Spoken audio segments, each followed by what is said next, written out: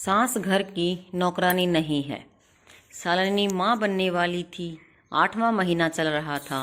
इस वजह से अपने मायके चली आई थी। धीरे धीरे डिलीवरी की डेट नज़दीक आ गया और वह पास की ही एक प्राइवेट हॉस्पिटल में भर्ती हो गई। सालनी को पुत्र रत्न की प्राप्ति हुई। घर में सब बहुत खुश हुए। घर आते ही एक छोटी सी पार्टी रखी गई और सबको निमंत्रण दिया गया।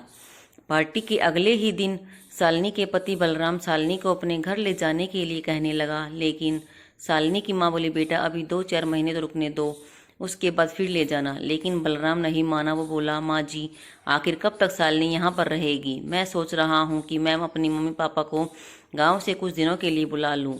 शालिनी वैसे तो तैयार नहीं थी जाने के लिए, लेकिन बलराम के जिद करने के कारण उसे अपने पति के साथ जाना पड़ा। बलराम एक कुरियर कंपनी में मैनेजर था। वह जयपुर में पोस्टेड था।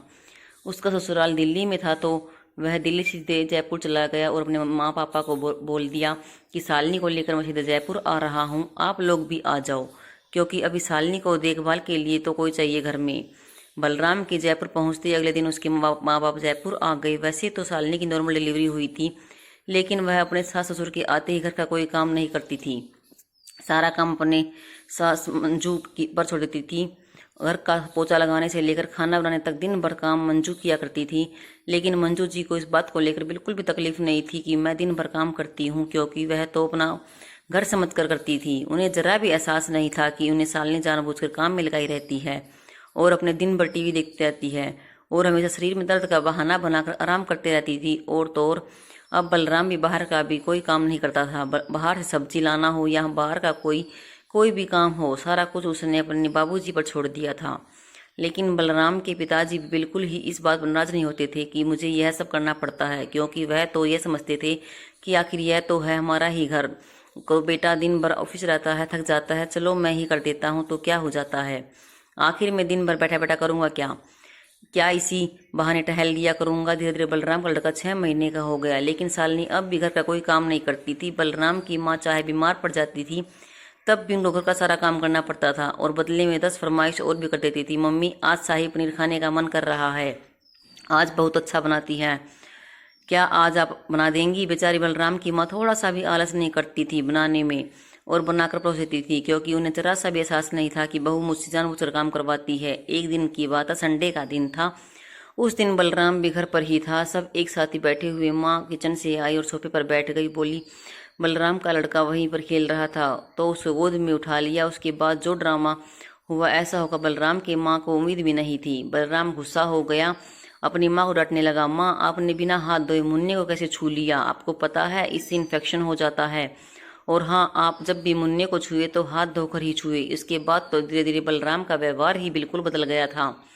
माँ आप जोर से मत बोलो करो, मुन्ना जग जाएगा। माँ आप मुन्ना से इंग्लिश से बातें करो, नहीं तो मुन्ना गांव की भाषा सीख जाएगा, गवार बन जाएगा। जब भी आप मुन्ने को गोद में उठाया करो, सैनिटाइजर से हाथ साफ कर लिया करो। एक दिन शाम को जब बलराम की माँ ने सबको खाना परोसा तो बलराम ने खाना ले जाकर किचन में रख दिया। उसने बोला, अब आपको खाना बनाने में बिल्कुल ही मन नहीं लगता है। अगर आपको अच्छा नहीं लगता है खाना बनाना तो छोड़ दो, शालिनी बना लिया करेगी। देखो तो कैसा खाना बनाया है आपने, कोई भी नहीं खा सकता है। अगर इसे जानवरों को भी दे दो तो वह भी नहीं खाएंगे। बात ऐसा था कि अब शालिनी और बलराम अपने माँ बाप को वहां पर रखना नहीं चाहते थे, क्योंकि इनका काम अब खत्म हो गया था। मुन्ना बड़ा हो गया था, अब माँ बाप बोझ लगने लगे थे। उस दिन तो बलराम की माँ को यह बात बहुत ही बुरी लगी। ऐसा लगा इस घर में सच में कोई वैल्यू नहीं है और फपक फपक के रोने लगी।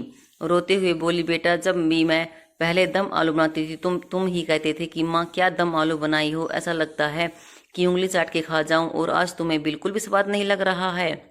कोई बात नहीं बेटा, जब माँ बाप बूढ़े हो जाते हैं उनकी हर चीज अब बेटे को अच्छा नहीं लगता है।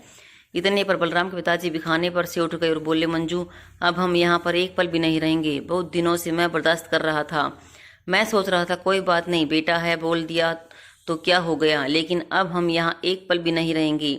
जिस घर में तुम्हारी इज्जत नहीं हो उस घर में हम एक पल भी नहीं रह सकते। बलराम के पिताजी ने बलराम को बोला, बेटा सही है, आज हम तो बिल्कुल बुरे हो ही गए हैं। तुम भूल गए जब तुम छोटे थे तो तुम्हारी माँ किचन में रहती थी और वहीं पर तुम्हें खेलते रहते थे आलू भिंडी में, और माँ तुम्हारे खाना बनाती थी, तभी भी आज इतने स्वास्थ्य और मस्त हो, लेकिन आज तुम्हारी माँ तुम्हारे बच्चों को देती है तो तुम्हारे बच्चों को इन्फेक्शन हो जाएगा। क्या बात है। लेकिन कोई बात नहीं, अब हम यहाँ पर बिल्कुल नहीं रहेंगे। तुम्हारी माँ कोई बाई नहीं है जो तुम्हारी पत्नी की दिन भर सेवा करती रहेगी। आज यहाँ रहते हुए हमें 1 साल से भी ज्यादा हो गया है। क्या तुम्हारी पत्नी ने कभी तुम्हारी माँ की पैर भी दबाए हैं? कभी पूछा है अपनी पत्नी से कि तुम भी घर में हाथ बढ़ा दिया करो? हम नौकर नहीं हैं जो यहाँ दिन भर काम करे और उसके बदले हमें खाना देते हो। तो ऐसी जिंदगी से बेहतर है कि हम अपने घर चले जाएं, वहाँ हमें कोई बोलने वाला तो नहीं है। अगले दिन ही मंजू जी बलराम के पिताजी सुबह ही अपने गांव को लौट गए थे। उसके बाद जब शालिनी को घर का सारा काम करना पड़ता था तब एहसास हुआ कि सास ससुर क्या होते हैं। फिर उन्होंने फैसला किया कि एक बाई रख लिया जाए जिससे बच्चे को भी आराम हो जाएगा और शालिनी को भी आराम हो जाएगा। इस तरह घर में एक मेड रख लिया गया। सुबह आती और जैसे तैसे घर में पोछा लगाती और बर्तन धोकर चली जाती। जब शालिनी खाना बनाने गई तो देखी कि बर्तन तो ठीक से साफ ही नहीं हुआ। अगले दिन जैसे ही वह मेड आई, शालिनी उसको डांटने लगी कि तुम्हें बिल्कुल भी तरीका नहीं है बर्तन धोने का। उस पर मेड भी शालिनी को डांटने लगी, मैडम आजकल 500 रुपये में कुछ नहीं आता। अगर मैं पूरे दिन आपके ही घर काम करूं तो मेरा पेट नहीं भर जाएगा। मुझे और भी काम घर जाना होता है, तो आप थोड़ा बहुत आप भी अपने बर्तन को साफ कर लिया करो। अब एहसास हुआ कि सास ससुर क्या होते हैं।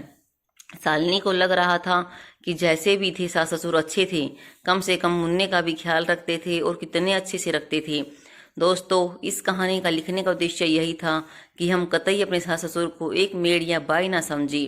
वह उनका प्यार होता है, हमारे लिए कुछ भी करने को तैयार हो जाते हैं, लेकिन इसके बदले में उन्हें क्या चाहिए? सिर्फ 2 मीठे बोल। प्यार से उनकी हालचाल पूछ ले।